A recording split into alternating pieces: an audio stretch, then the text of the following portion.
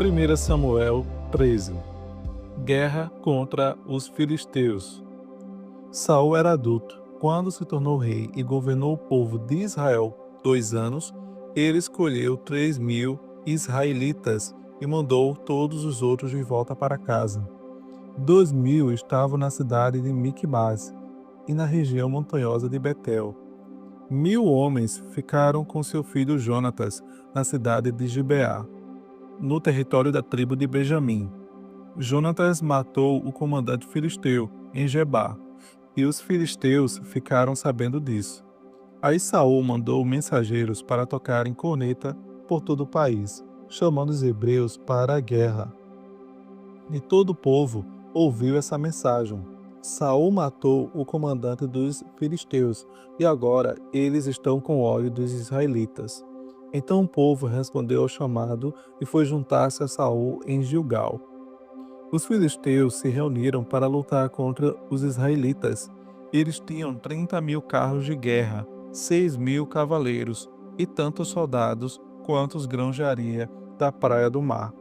Foram até Miquimás, a leste da cidade de Bet-Avém, e acamparam ali. Os israelitas perceberam que estavam sem saída e numa situação muito difícil. Alguns se esconderam em cavernas e em buracos, e outros entre rochas e em covas e em poços. Outros ainda atravessaram o rio Jordão e foram para as terras de Gade e de Gileade. Saul havia ficado em Gilgal, e o povo dali estava apavorado.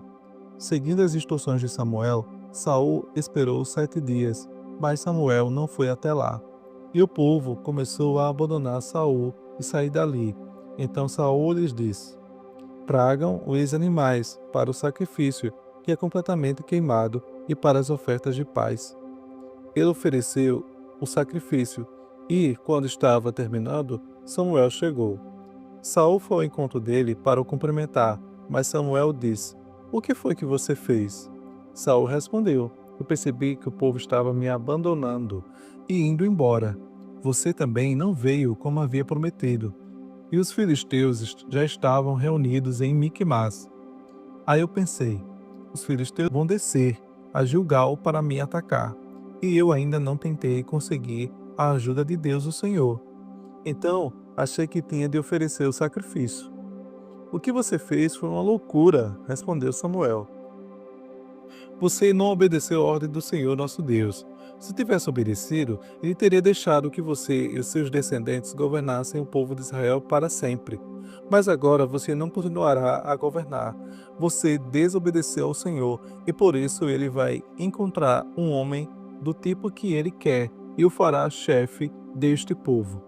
Aí Samuel saiu de Gilgal e foi embora. Saul, acompanhado pelo resto do povo, também deixou Gilgal e foi para junto dos seus soldados, em Gibeá, no território da tribo de Benjamim. Então ele fez uma contagem dos seus soldados. Era mais ou menos 600 homens. Saul, o seu filho Jonatas e os seus homens ficaram em Geba, no território de Benjamim. Os filisteus estavam acampados em Miquimás. Os soldados filisteus saíram para patrulhar em 3 grupos. Um grupo foi na direção de Ofra, na terra de Sual, e outro seguiu rumo a Bet-Horon, e o terceiro na direção do monte, onde se avista o vale de Zeboim e o deserto.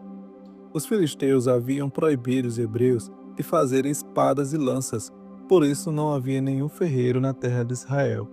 Assim, quando os arados, as enxadas, os machados e as foices dos israelitas precisavam ser amoladas, eles os levavam aos filisteus. Estes cobravam caro dos israelitas para afiar machados e ferrões de tocar bois, e mais caro ainda para afiar arados e enxadas. Por isso, no dia da batalha, nenhum soldado israelita tinha nem espada nem lança, só Saul e o seu filho Jonatas é que tinham. Os filisteus mandaram um grupo de soldados para defender o desfiladeiro de Miquimás. Salmo 58. Castigo para os maus. Será que vocês, autoridades, dão sentenças justas?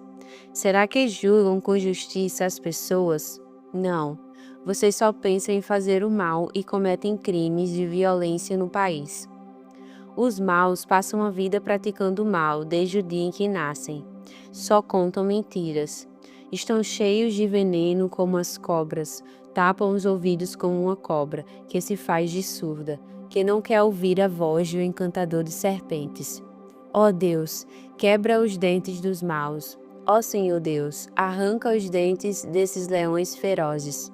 Que os maus desapareçam como a água derramada na terra. Que sejam esmagados como a erva que nasce no caminho. Que se derretam como o caracol na lama. Que sejam como a criança que nasce morta, que nunca viu a luz do sol. Antes que os maus percebam o que está acontecendo, serão cortados como mato. Enquanto ainda estiverem vivos, Deus, em sua fúria terrível, os expulsará com um sopro. Os bons ficarão contentes ao verem os maus sendo castigados. Os bons lavarão os pés no sangue deles, e as pessoas dirão, de fato, os bons são recompensados. Realmente existe um Deus que julga o mundo. Romanos 4. O exemplo de Abraão. Então, o que é que podemos dizer de Abraão, o antepassado de nossa raça? O que foi que ele conseguiu? Se foi por causa das coisas que ele fez que Deus o aceitou, então ele teria motivo para se orgulhar, mas não para se orgulhar diante de Deus. Pois o que é que as Escrituras Sagradas dizem? Elas dizem: Abraão creu em Deus e por isso Deus o aceitou. O salário que o trabalhador recebe não é um presente, mas é o pagamento a que ele tem direito por causa do trabalho que fez. Porém, a pessoa que não põe a sua esperança nas coisas que faz, mas simplesmente crê em Deus, é a fé dessa pessoa que faz com que ela seja aceita por Deus. O Deus que trata o culpado como se ele fosse inocente. E isso foi o que Davi queria dizer quando falou da felicidade daqueles que Deus aceita, sem levar em conta o que eles fazem. Davi disse: Feliz aquele cujas maldades Deus perdoa e cujos pecados ele apaga. Feliz aquele que o Senhor não acusa de cometer pecado. Será que essa felicidade de que Davi falou existe somente para os que são circuncidados? É claro que não. Ela existe também para os que não são circuncidados.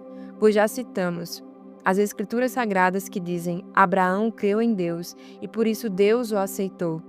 Quando foi que isso aconteceu? Foi antes ou depois de Abraão ser circuncidado? Foi antes e não depois. Ele foi circuncidado mais tarde, e a sua circuncisão foi um sinal para provar que Deus aceitou Abraão, porque ele tinha fé. E isso aconteceu quando ele ainda não havia sido circuncidado. Assim, Abraão é o pai espiritual de todos os que creem em Deus e são aceitos por ele, mesmo que não sejam circuncidados. Ele é também o pai dos que são circuncidados, não apenas porque são circuncidados, mas porque vivem a mesma vida de fé que Abraão. O nosso pai viveu antes de ter sido circuncidado. Promessa e fé. Deus prometeu a Abraão e aos seus descendentes que o mundo ia pertencer a eles. Essa promessa foi feita não porque Abraão tinha obedecido à lei, mas porque ele havia crido em Deus e havia sido aceito por ele. Pois, se aqueles que obedecem à lei vão receber o que Deus prometeu, então a fé é inútil. E a promessa de Deus não tem valor, pois a lei traz o castigo de Deus, mas onde não existe lei, também não existe desobediência à lei. Portanto, a promessa de Deus depende da fé, a fim de que a promessa seja garantida como um presente de Deus a todos os descendentes de Abraão. Ela não é somente para os que obedecem à lei, mas também para os que creem em Deus, como Abraão creu, pois ele é o pai espiritual de todos nós. Como dizem as Escrituras Sagradas: Eu fiz de você o pai de muitas nações. Assim a promessa depende de Deus, em quem Abraão creu, o Deus que ressuscita os mortos e faz com que exista o que não existia. Abraão teve fé e esperança, mesmo quando não havia motivo para ter esperança, e por isso ele se tornou o pai de muitas nações. Como dizem as Escrituras, os seus descendentes serão muitos. Abraão tinha quase 100 anos, mas, mesmo quando ele pensou a respeito do seu corpo, ele já estava como morto. Ou quando lembrou que Sara não podia ter filhos, a sua fé não enfraqueceu. Abraão não perdeu a fé, nem duvidou da promessa de Deus. A sua fé o encheu de poder, e ele louvou a Deus, porque tinha toda a certeza de que Deus podia fazer o que havia prometido. Por isso Abraão, por meio da fé, foi aceito por Deus.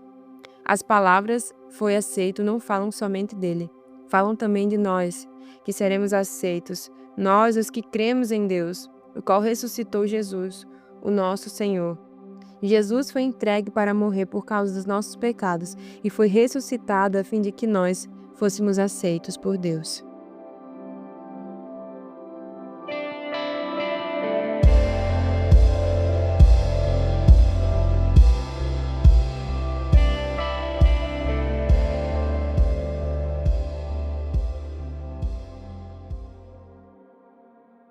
E para concluir o nosso devocional, vamos orar. Senhor Deus e Pai, obrigado por este dia, obrigado por esta hora, obrigado porque Tu és bom e podemos confiar em Ti. Senhor Deus, obrigado pelo alimento, obrigado pelo trabalho, obrigado por todas as coisas que o Senhor tem nos concedido. Entendemos que não merecemos, reconhecemos, Pai, que não há nada de bom em nós, que tudo isso é o Teu amor que se manifesta todos os dias. Obrigado, Deus, porque o Teu amor é revelado na cruz através de Jesus. Obrigado pela salvação, obrigado pela oportunidade que é Te conhecer e é Te pertencer. Obrigado, Deus, porque o pecado já não nos domina, a lei, Senhor Deus, não nos domina, mas a Tua graça nos alcançou. Obrigado, Deus, porque entendemos que a vida eterna é um presente e aceitamos, Senhor Deus, este presente que o Senhor tem nos enviado. Obrigado, Deus, porque o resultado desse presente é a vida eterna contigo. Obrigado, Deus, porque apesar de nós mesmos, apesar da nossa situação de pecadores, o Senhor resolveu, conforme, Senhor Deus, a Tua vontade, enviar Jesus para nos salvar. Deus, que possamos nesta hora compreender e perseverar, porque só aquele que persevera é que vai alcançar a vida eterna. Que nenhuma dificuldade, nenhuma barreira, que nenhum tipo de problema venha nos impedir de alcançar aquilo que o Senhor tem reservado para nós. Livra-nos, Senhor Deus, da morte, livra-nos do inferno, livra-nos do mal. E é assim que nós declaramos nesta hora em nome de Jesus. Amém.